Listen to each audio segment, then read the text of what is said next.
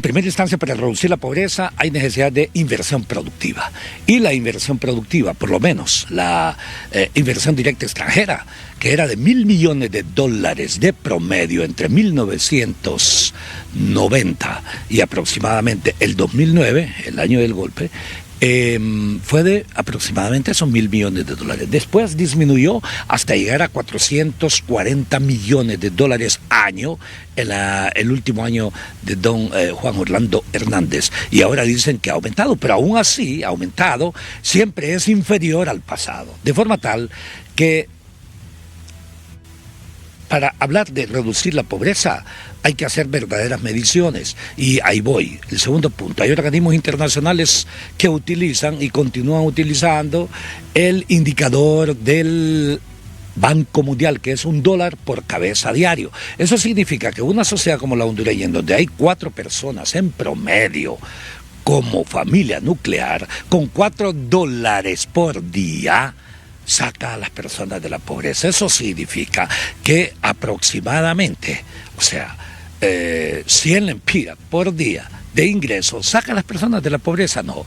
Entonces ellos han disminuido el nivel de calificación para que la pobreza no aumente, de forma tal que la pobreza real es superior. Y termino diciendo esto: aún en las encuestas de hogares es importante verificar que hay mecanismos de medición que pretenden subvaluar la realidad. Pregunte, si hay un 62% de pobreza en Honduras, significaría que aproximadamente hay un 35% de clase media, porque la gente con ingresos elevados no supera lo del 2% de la población.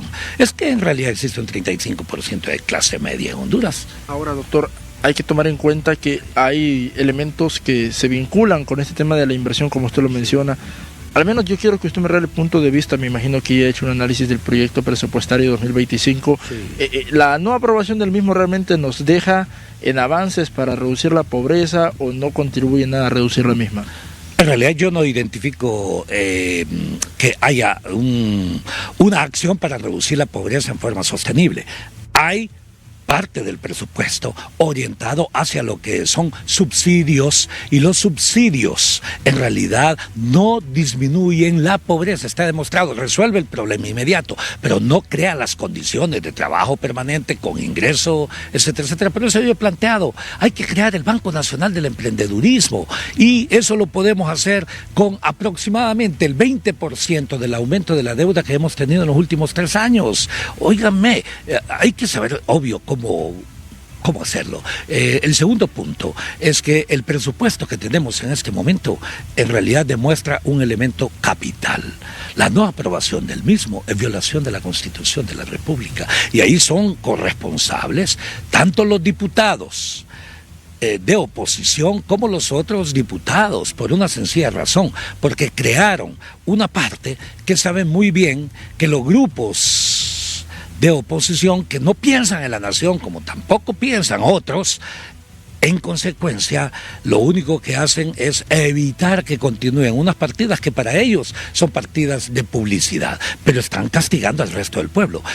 Aclaro, el presupuesto del año pasado, si no se ha aprobado el presupuesto de este, es el que continúa vigente, de forma tal que no pueden decir tampoco las secretarías de Estado que por esa razón no están trabajando eficazmente. Muchas gracias.